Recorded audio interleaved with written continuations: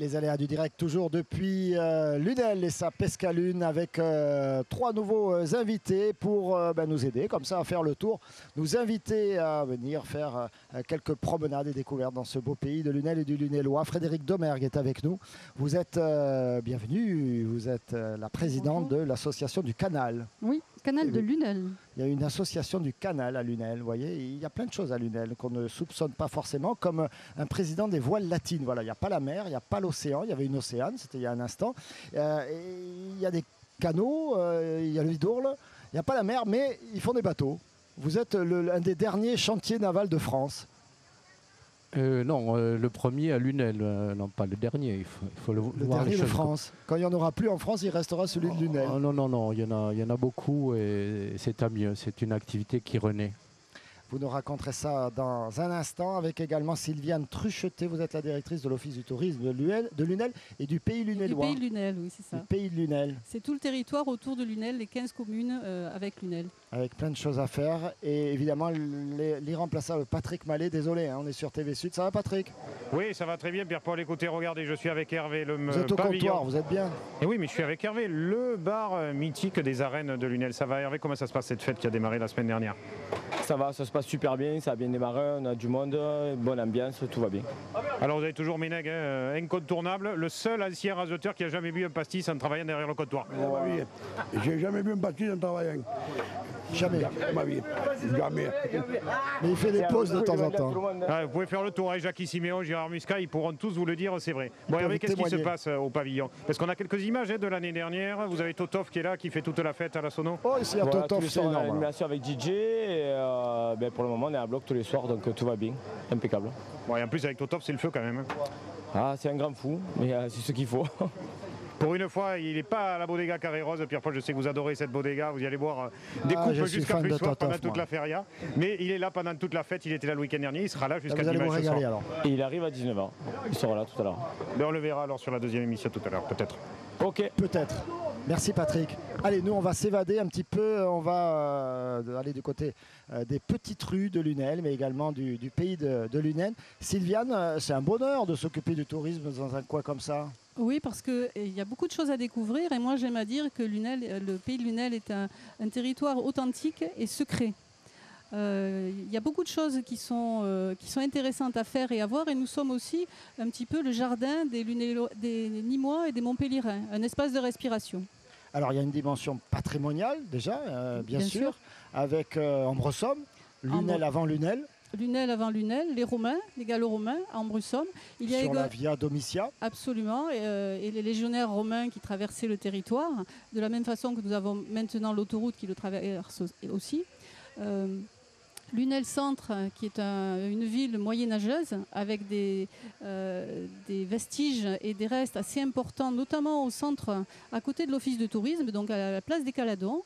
On a parlé du musée Médard tout à l'heure, mais il y a également un futur musée qui va ouvrir au centre historique, qui sera le musée des prisons. Le musée des prisons, waouh! Dans l'ancienne prison. Il ne faudra pas rester après la fermeture de ce musée. Et c'est l'office de tourisme qui gardera les prisonniers, en tout cas les touristes, et essaiera de les garder le plus longtemps possible à Lunel et en pays de Lunel. Il y aura un musée des prisons à Lunel, vous m'en direz tant. Et puis donc on en parlera également dans un instant avec le canal. Lunel, c'est la petite Camargue. C'est la petite Camargue, c'est une végétation et un environnement protégé, des taureaux, des chevaux, des flamants roses. C'est également la garrigue, avec un patrimoine vernaculaire. On n'en parle pas souvent, mais nous avons ce qu'on appelle les capitelles, qui s'appellent en Provence les boris, et qu'on trouve un petit peu partout dans nos vignes, dans nos garrigues. Pierre sèche. Hein, absolument, oui.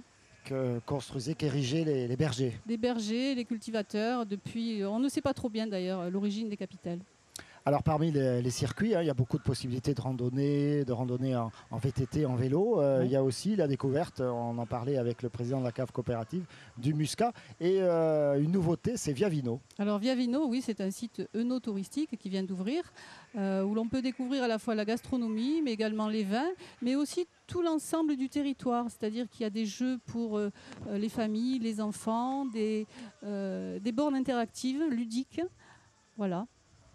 Alors regardez, parmi les choses étonnantes à découvrir à Lunel, parce qu'ils font visiter leur atelier, il y a l'association des voiles latines avec vous, Sylvain Brino. J'ai noté sur votre site internet, vous cherchez des huileurs de mâts, mais les huileuses sont acceptées, des tailleurs de rames et des lustreurs ou lustreuses de bancs de nage. Alors j'ai pas tout compris, mais ça tourne autour de la marine. Hein.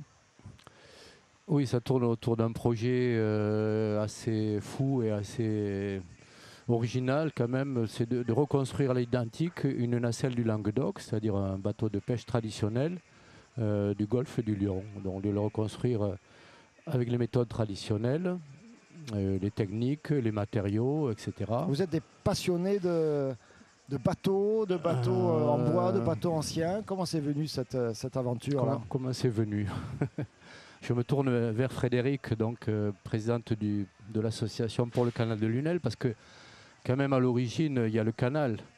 Ce bateau donc, est bien issu d'une volonté de réhabiliter le canal. Et au-delà donc des promenades pédestres ou en VTT sur les deux berges du canal, un canal, c'est un appel au bout d'un moment, pour y faire du bateau. Au bout d'un il y a aussi des canards d'ailleurs. Il y a un appel irrésistible quand même qui fait qu'on a envie de naviguer dessus et de rejoindre l'étang de l'Or par la canalette du Languedoc, qui est un endroit magnifique, un peu oublié, disons, pour le moment. Alors là, le bateau que l'on voit en image sur votre site, il est prêt, il a été mis à l'eau. Il a été mis à l'eau, donc le mardi 2 juillet, oui, c'est ça. Il a été mis à l'eau. Et il flotte bien, il navigue bien. Il navigue. Il y a encore quelques réglages. Voilà, il y a des petits réglages, des tests de navigation à la voile, des petits détails à parfaire au niveau de l'étanchéité, parce que c'est un bateau en bois, donc avec tous les aléas que ça suppose. Et donc on est en plein réglage. Et on invite donc les gens qui veulent venir, qui peuvent être passionnés ou simplement curieux, à venir vous voir. Vous ouvrez votre atelier.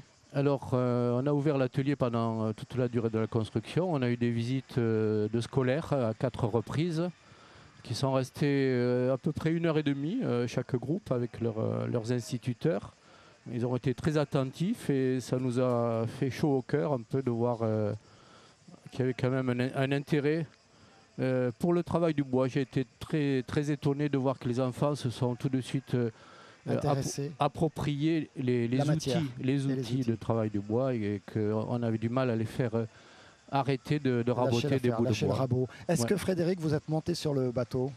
Alors, l'association pour le canal de Lunel a 10 ans cette année. Et le fait même de mettre une nacelle du Languedoc à l'eau pour les 10 ans de l'association a été très très fort. Beaucoup d'émotions et j'ai pas eu encore l'occasion de monter sur le bateau. Mais alors il faut se dépêcher là, faut organiser. Je suis désolé d'organiser ça, mais je fais confiance à Sylvain. Hein. On a par contre la grande chance d'avoir une cabane sur les berges du canal et un superbe ponton au bord duquel la nacelle est là. Oui, tout à fait. Alors faire connaître, redonner vie, surveiller, ce sont les 3 mots-clés, les 3 objectifs de votre association. Valoriser, faire connaître, je pense que pas mal de personnes connaissent. C'est vrai qu'il y a 10 ans, on se rendait compte que le canal était laissé à l'abandon depuis des décennies.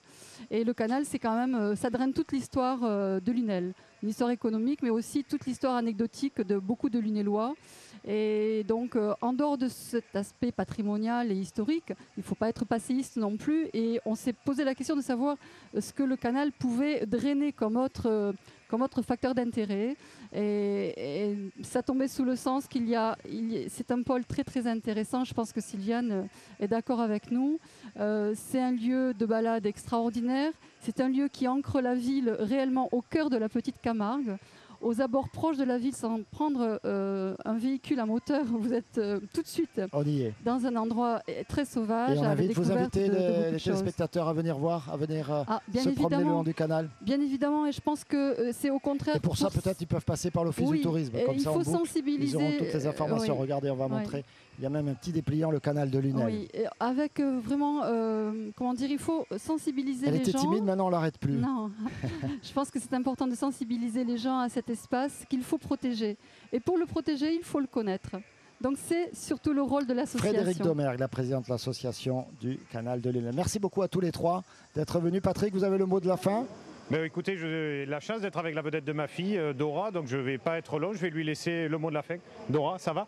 Merci Patrick, merci à tous d'avoir suivi ces aléas du direct depuis Lunel, avec une autre émission à suivre toujours à Lunel. C'est parti, bonne soirée à tous.